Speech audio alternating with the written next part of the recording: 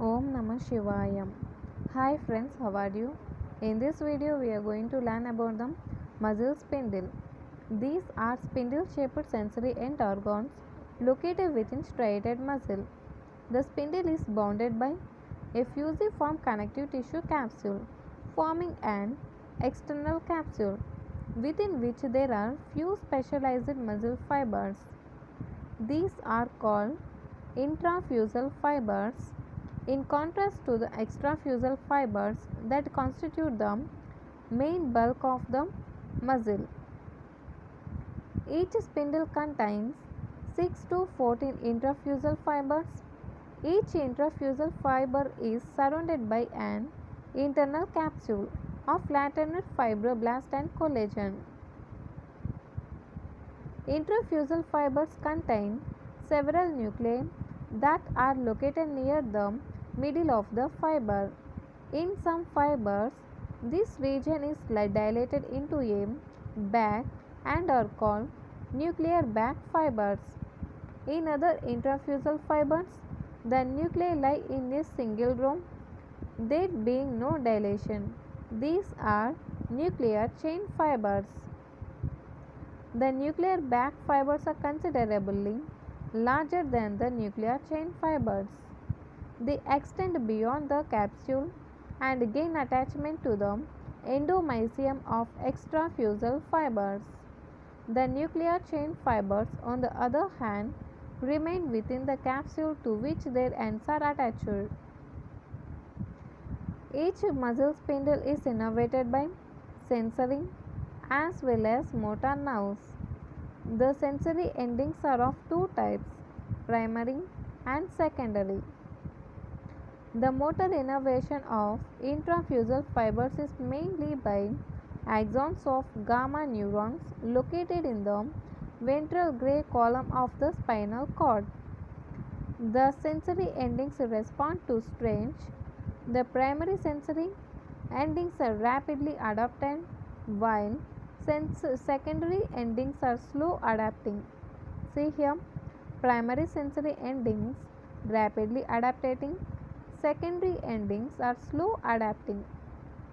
However, the precise role of these receptors is complex and varies in different types of fibers.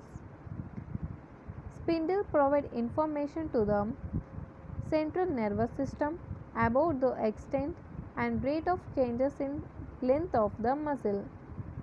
Nuclear bag fibers are stimulated by rapid changes, while the nuclear chain fibers react more slowly. Contraction of intrafusal fibers make the spindle more sensitive to stretch. See here, contraction of intrafusal fibers make the spindle more sensitive to stretch. See this figure. This is the structure of muscle spindle. See here, these are the fibers. Okay. These are the extrafusal fibers. These are the intrafusal fibers, and these intrafusal fibers surrounded by a capsule of muscle spindle. This is the capsule of muscle spindle. Okay. If you see here, the size of the extrafusal fibers is larger than the intrafusal fibers. These are the extrafusal fibers, which are larger when compared to the intrafusal fibers.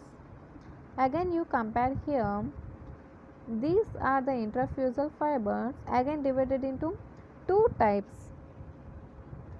First one is nuclear bag fiber, which is dilated at the middle of fiber. This is the nuclear chain fiber. There is no dilation at all.